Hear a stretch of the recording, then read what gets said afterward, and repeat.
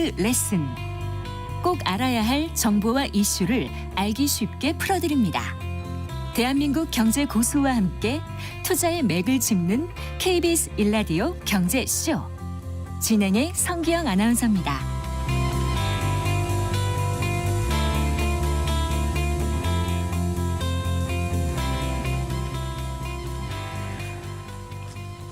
네, 4시 18분입니다. 통계청이 지난 1분기 가계 동향 조사 결과를 발표했는데요. 올해 1분기 가구당 월평균 소득은 1년 전보다는 증가했지만 실질 소득은 통계청이 조사를 한 이후에 가장 큰 폭으로 감소했다고 합니다. 또한 물가와 금리가 높은 가운데 근로소득 감소가 맞물리면서 중산층 가구 5가구 중 1가구가 적자 살림을 했다고 합니다.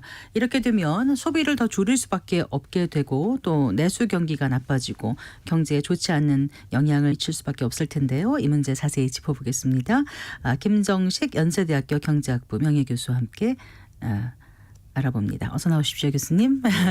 반갑습니다. 오랜만에 뵙겠습니다. 자, 며칠 언제였나? 23일이었나요? 통계청이 그 1분기 가계 동향 조사를 이제 조사 결과를 발표했는데 그 내용부터 먼저 좀 자세히 말씀해 주시겠어요, 교수님? 네, 통계청에서는 이제 매 분기마다 1인 가구를 포함해서 샘플을 이렇게 잡아가지고 전체 가구의 그 소득과 지출 그리고 소득 분배 이런 것들을 이제 발표를 하고 있는데요. 네. 1분기 발표를 보면은 소득은 명목 소득은 네. 1.4% 증가했고요. 네.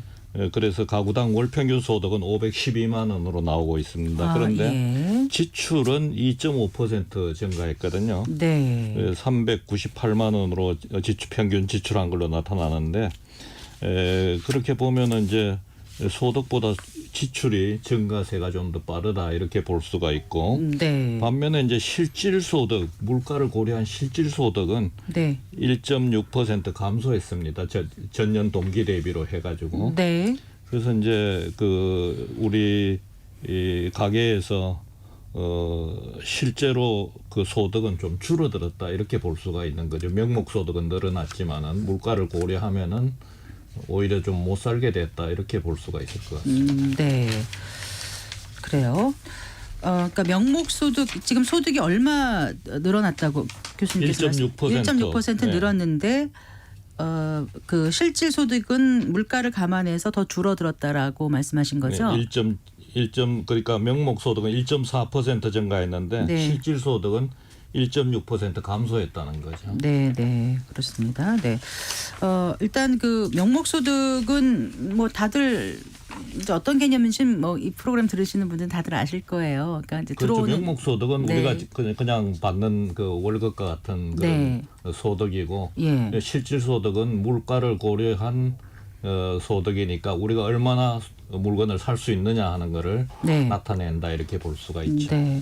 자, 실질 소득이 감소한 이유를 좀 짚어볼까요? 어떤 거라고 지금 나오고 있습니까? 아무래도 명목 소득과 실질 소득의 차이는 이제 물가를 고려한 거니까 생활 물가라든지 이런 것들이 크게 올랐기 때문에 네. 살 수 있는 명목 소득으로 살 수 있는 물건의 양이 줄어들었다. 이렇게 옛날에는 10개 그 밥을 10번 먹던 것을 네. 8번밖에 못 먹는다. 이렇게 보면 되는 거죠. 네. 아무래도 이제 물가가 높고 또 금리가 계속 높은 상태에서 저 금리가 좀 인하될 거를 기대를 많이 했었는데 지난해 연말 같은 경우는 지금 그렇습니다. 아직 크게 이렇게 내려가지가 않고 있어서 계속 그 이자 또 원리금 상환하고 이런 부담이 크기 때문에 아무래도 이제 실질 소득은 감소하는 그런 그렇죠. 네. 그 금리가 이제 많이 높아졌지 않습니까? 네. 그러니까 이자 부담이 늘어나면서 우리가 실제로 쓸 수 있는 돈의 양이 뭐 가처분 소득이랄까 이런 네. 것들이 많이 줄어들었다 이렇게 볼 수가 있고 네. 금리가 이제 다행히 내려가면은 뭐 좋습니다만은 금리는 이제 물가하고 연관이 있으니까 물가가 지금 아직도 불안정한 상태니까 네. 금리가 조기에 내려가기는 조금 어려울 것 같아요. 그래서 또 미국 금리하고 또 연관이 있기 때문에 네. 미국 금리하고 우리나라 금리가 약 2%포인트 지금 차이가 나거든요. 네. 그런데 미국이 높죠. 네. 그런데 이제 만약 우리 미국이 금리를 내리지 않았는데 우리가 내리게 되면은 너무 차이가 벌어지면 안 되죠. 커지면서 네. 돈이 이제 미국으로 빠져나갈 수도 그러니까요. 있고 이러기 때문에 한국은행에서는 이제 미국의 연준이 금리를 어떻게 하느냐에 따라서 금리가 인하할지를 결정하는데 지금은 미국의 인플레이션이 그렇게 쉽게 떨어질 것 같지가 않아 가지고 네. 뭐 월가에서는 9월달 미국이 금리를 인하할 것이다 이렇게 보고 있지만은 또 학계에서는 연말에 돼야 금리를 인하할 수 있지 않느냐 이렇게 보니까 네. 금리 인하 시기가 조금 더 늦춰질 가능성이 높다 이렇게 보고 있습니다. 네. 근데 가계소득이 1.4% 늘었다고 하셨잖아요. 근데 근로소득자들은 좀 안 그런 것 같아요. 근로소득은 1.1% 줄었고 사업소득하고 이전소득은 늘었다 이렇게 나오더라고요. 네. 그래서 근로소득자가 제일 힘든 건가요, 그러면요? 그러니까 아무래도 네. 이제 일자리가 네. 그렇게 크게 늘어나지 않고 또 경기가 나쁘니까 근로소득의 증가폭은 그렇게 크지가 않고 네. 반면에 이제 뭐 부동산이라든지 이렇게 어떤 재산 소득이라든지 네. 이자 소득 이런 부분에서 조금 더 늘어나는 그런 구성을 가지고 있는 것 같습니다. 네. 자, 그 물가 부분을 좀 짚어볼게요. 이제 물가가 높아지는데 가장 큰 부분이 아마 그 식료품 가격 때문인 것 같다고들 지금 나오거든요. 그렇습니다. 지금 이제 물가가 오르는 걸 자세히 보면은 물가 많이 오른 품목을 보면은 주로 수입할 수 없는 물건들 우리가 이제 이것을 비교역제라고 얘기를 하는데요. 비교역제. 네. 네. 근데 이제 교역을 해서 수입할 수 있는 물건은 수입하면은 물가가 떨어지니까 괜찮은데 농산물이라든지 사과라든지 네, 네. 또 교육 서비스라든지 네. 뭐 학원 다니는 거라든지 네. 예, 이런 부분들은 수입할 수 없는 부분들이기 때문에 물가가 오르면은 내릴 수 있는 방법이 별로 없거든요. 예. 그러니까 그래서 지금 이제 뭐 땅에서 나는 물건은 다 올랐다 이렇게 얘기할 정도로 네. 그 우리가 주로 많이 사용하는 그 생활 필수품이죠. 그러니까 식료품 가격이라든지 농산물 가격 이런 것들이 많이 올랐기 때문에 이런 것들이 오르면은 가게가 이제 굉장히 어려워지는 것도 물론이지만은 조금 있으면은 그것을 원료로 해서 또 물건을 만드는 외식업이라든지 네, 네. 이런 것들이 다 또 시차를 두고 오르게 돼 있거든요. 네. 그래서 이제 우리 가게가 점점 더 어려워지는 거죠. 그러니까 2분기에는 이제 가공식품 같은 걸 중심으로 더 또 물가가 오를 거라는 그런 전망도 나오고 있더라고요. 그렇습니다. 네.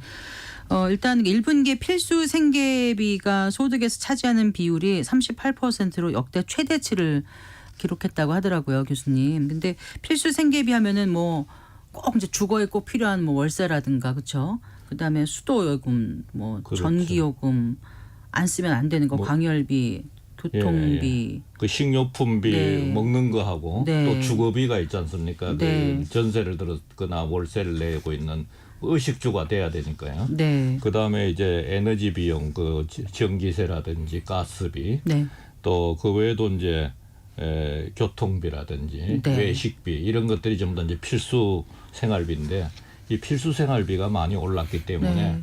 우리가 체감 물가가 이제 그 정부에서 발표하는 지표 물가 예. 그러니까 소비자 물가 지수 우리가 인플레이션은 4월달에 2.9% 증가했다 이렇게 보지만은 피부로 느끼는 예, 우리가 느끼는 그 체감 물가는 네. 장바구니 물가는 뭐 굉장히 많이 오른 맞습니다. 거죠. 네. 예, 그래서 이제 이 필수 생활비가 많이 올랐다 하는 것이 굉장히 의미가 있고 네. 그렇게 되면은 이제 우리 가게가 점점 더 살기가 어려워진다 이렇게 명목 소득은 높아졌지만은 네. 살기는 점점 더 힘들어진다 이렇게 볼 수가 그리고 있는 저 거죠. 직장인의 입장에서 이렇게 외식하러 점심 먹으러 밖에 나가 보면은요 그럼요.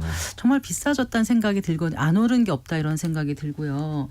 그 뭐 식품비도 그렇고 또 이제 좀 있으면 여름철 지금도 벌써 에어컨 이제 틀어야 될 때가 이제 있지 않습니까? 가끔 더러. 근데 정말 더워지면 올여름 또 기후가 안 좋다고 그렇죠. 전망이 그러니까 나와서 가격을 네. 안 올리면 또 그 식사 품질이 또 떨어지고 네. 이런 면이 있는 거죠. 그런데 뭐 또 외식하는 분들은 원가가 다 올라가니까 인건비도 올라가고 그다음에 원재료 값도 다 올라가니까 네. 가격을 올리지 또 않을 수도 없는 그런 상황이다 이렇게 볼 수 있죠. 네, 그래요.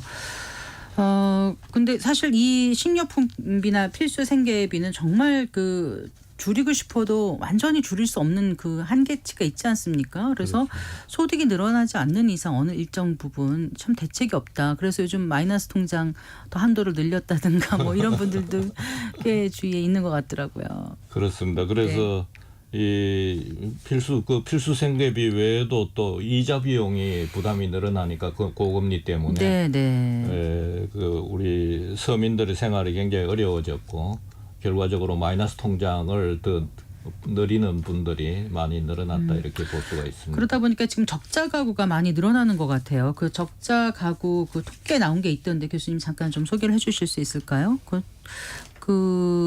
얼마죠? 올해 1분기 보니까 중산층 가구 5집 중에 한 집이 적자 가구라고 나왔더라고요. 네.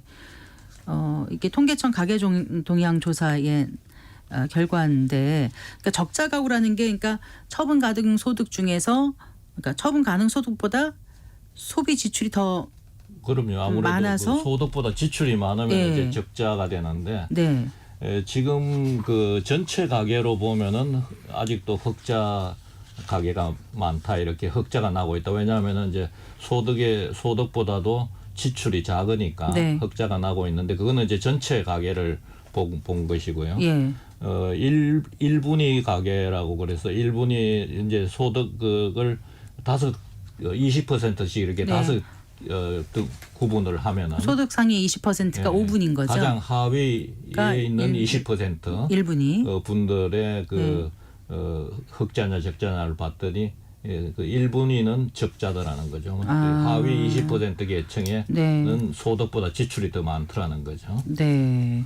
그리고 소득 상위 20에서 40%인 4분위 가구 적자 비율이 전년보다 또 늘었다고 하더라고요. 그래서 결국은 중산층도 그렇습니다. 지금 이제 그 적자 살림을 더 줄어들고 과거에 비해서 그러니까 점점 조금 어려워지고 있다 이렇게 봐야 되는 거죠. 네.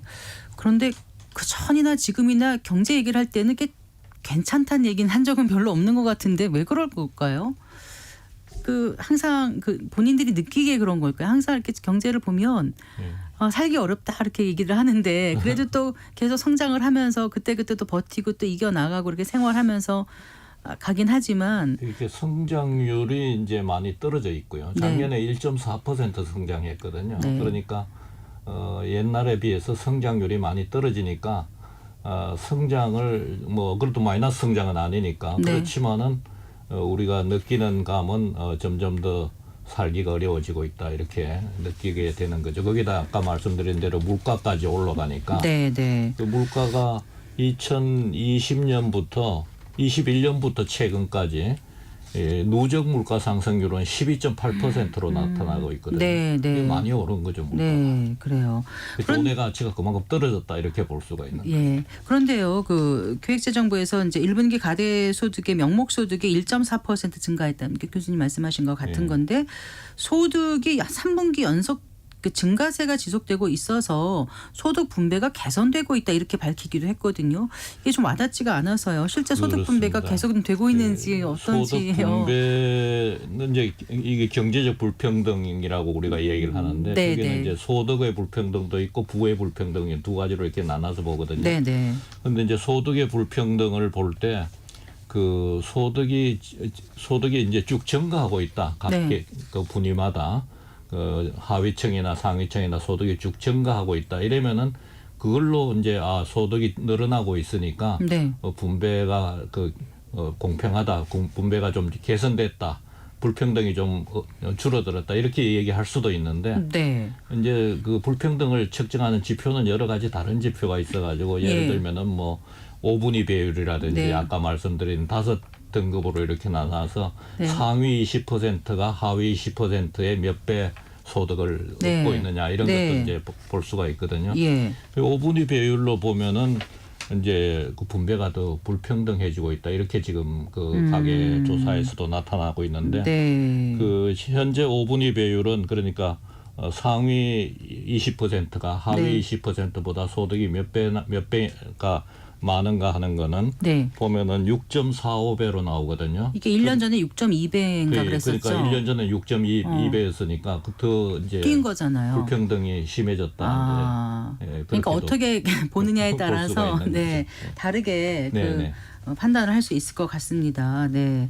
근데 이제 그 또 하나는요. 한은에서 발표한 보고서 보니까요. 고물가로 인해서 고령층과 저소득층이 큰 타격을 받았다고 하더라고요. 이 부분도 잠깐 짚어주시겠어요, 교수님? 그렇습니다. 그 한국은행에서 이제 그 분석을 해보니까 실제로 그 물가가 높아지니까 그 고소득층보다도 훨씬 저소득층, 특히 이제 청년층하고 노년층이 네. 훨씬 더 그 충격이 컸다.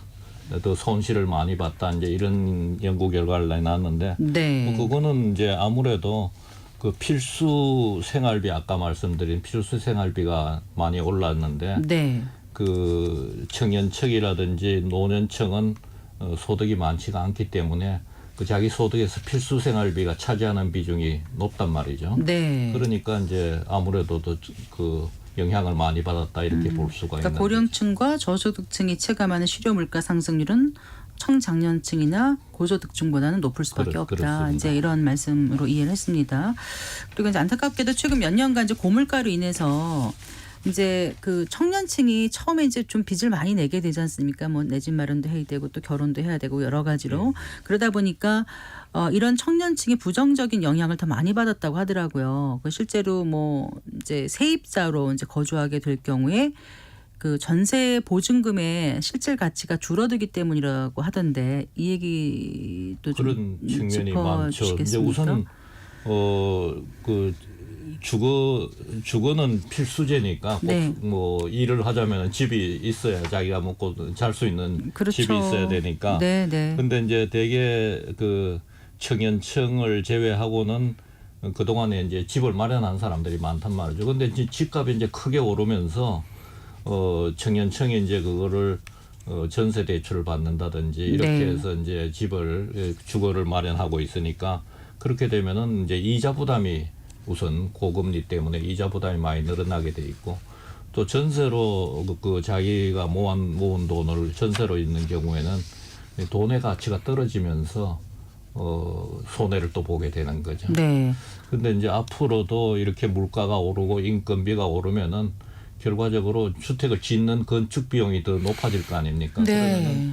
그러면 이제 집값이 더 오를 수도 있고 그렇게 되면은 이제 그 더 청년층이 집이 없는 청년층이 손실을 볼 수가 있는 거죠. 혹시 그래서 그러면 그런 경우는 청년층이 전세 보증금으로 묶어둘 게 아니라 차라리 월세를 택하고 그 돈을 다른데 활용하는 게 낫다는 말씀인가요? 이제 그러니까요. 금리에 따라서 또 금리가 맞습니다. 높아지면 월세값도 또 덩달아 오르니까 네, 이러지도 저러지도 못하고. 이거는 제가 네. 생각할 때는 뭐 이건 부동산 전문가들이 해야 될 문제지만은 교통망을 좀 더 확충을 해주면은 네. 집값을 좀 싸게 만들 수 있지 않나 그런 생각입니다. 그래서 일자리로 갈 수 있는 그 교통을 좀 편리하게 그러니까 이제 해주면. 변두리에서 네. 이제 직장이 있는 서울로 들어오는데 지금은 시간이 많이 걸린단 말이죠. 그러니까요. 네. 그거를 좀 빠르게 이제 올 수 있도록 여러 가지 뭐 지하철이라든지 지상철이라든지 이런 것들을 많이 확충을 해주면은 그러면은 이제 집의 공급이 늘어나면서 네. 집값이 좀 싸지면서 청년층들이 좀 도움을 받지 않나 그런 생각입니다. 네. 자, 어쨌든 고물가로 인해서 소비를 이제 줄일 수밖에 없는 그런 상황이 되다 보면은 이제 결국은 이게 내수에도 영향을 미치고 경제 성장률에도 좋지 않은 영향을 미치지 않겠습니까? 그렇습니다. 정부가 좀 어떤 대책을 마련해야 될 텐데 어떤 게 가능하다고 보세요? 제언 좀 부탁드리겠습니다, 교수님. 우선 이제 고물가는 우선 성장률을 둔화시킵니다. 왜냐하면은 우선 첫 번째로는 물가가 높아지면 임금을 결과적으로 높여달라 그러거든요. 네. 그러면은 물가가 높아지면 임금이 높아지고 임금이 높아지면 또 물가 높아지고 이렇게 네. 해서 그 악순환의 경제가 들어갈 수가 있고 임금이 높아지면은 아무래도 기업들이 투자를 덜 하니까 네. 성장률이 둔화되는 거죠. 네. 그 외에도 이제 수출 경쟁 물가 높으니까 수출 경쟁력도 약화됩니다. 또 물가가 높아지면은 소비를 우리가 줄이니까 네. 또 내수도 침체된다 이거죠. 그래서 이런 것 때문에 물가 높아지면 성장률이 둔화되는데 이거를 해결하기 위한 정부의 대책은 물가를 낮추는 거죠. 그러니까 어떻게 낮출 수 그래서 있을까요? 이제 물가가 아까 말씀드렸다시피 주로 이제 수입할 수 없는 물건값이 많이 오르니까 네. 사과라든지 뭐 농산물이라든지 이런 것들이니까 그래서 이제 수입할 수 없는 물건을 좀 필요할 때는 수입하도록 네. 만들어야 되고 아, 두 번째로는 내가 생각할 때는 그 유통망을 조금 더 디지털화할 필요가 있을 것 같아요. 네, 네. 지금은 농산물이 이렇게 출하가 되면은 어디에 재고가 얼마 있는지 정부가 지금 모르고 있거든요. 그러니까 이거를 지금 다 디지털화된 우리가 백화점에서 옷 하나 살라 그래도 어디에 재고가 있다는지 딱 나타나지 않습니까? 네, 네. 그런 식으로 그거를 출하할 때 트럭이 그걸 출하할 때 그걸 뭐 바코드를 한다든지 해가지고 그걸 그 디지털화 해가지고 네. 정보를 가지고 있으면은 유통 부분에서 많이 그 비용을 줄일 수가 있다. 그 가격을 낮출 수가 있다. 이렇게 볼 수가 있을 것 같아요. 그래서 네. 뭐 그 외에도 이 물가를 좀 더 안정시키는 방법은 뭐 돈을 너무 풀지 않는다든지 네. 뭐 이런 것도 하나의 그 돈이 너무 많이 풀리니까 돈의 가치가 떨어지면서 물가가 올라가는 거니까 그렇기도 한데 또 너무 민생이 어려우면 좀 또 돈을 풀어야 된다 그런 이렇게 점도 되지 있습니다. 않습니까? 그래서 그 요즘에는 재정적 인플레이션이 우리가 상당히 걱정을 하는데 이제 포퓰리즘에 의해서 돈을 자꾸 나눠주려 그러지 않습니까? 네. 그러면은 결과적으로 한국은행 정부는 국채를 발행하게 되고 한국은행은 또 돈을 늘리게 되고 해가지고 돈이 많이 늘어나게 됩니다. 한국은행에 처음에 들어가다 보면은 그 현관에다가 뭐라고 써놨느냐면은 물가 안정이라고 현판이 걸려 있어요. 네. 그런데 이제 한국은행이 자기가 찍어낸 돈의 가치를 지키려고 이제 그렇게 하는데 실제로 그 물가 지수로 보면은 2.9%밖에 인플레이션이 안 됐지만은 네. 우리가 집값이라든지 생활 물가라든지 이런 걸로 보면은 엄청 그 물가가 많이 올랐다. 예, 예. 그래서 이제 그 말은 돈의 가치가 그만큼 떨어졌다 이런 네. 의미거든요. 그래서 뭐 그런 부분도 정부가 고려할 필요가 큰 있다. 틀에서 이런 돈의 생각이 가치가 떨어지지 않도록 시중의 통화량을 어느 정도 갖고 가야 된다 이런 말씀이시군요. 네, 잘 들었습니다. 고맙습니다. 네, 감사합니다. 감사합니다. 김정식 연세대학교 경제학부 명예교수와 함께했습니다.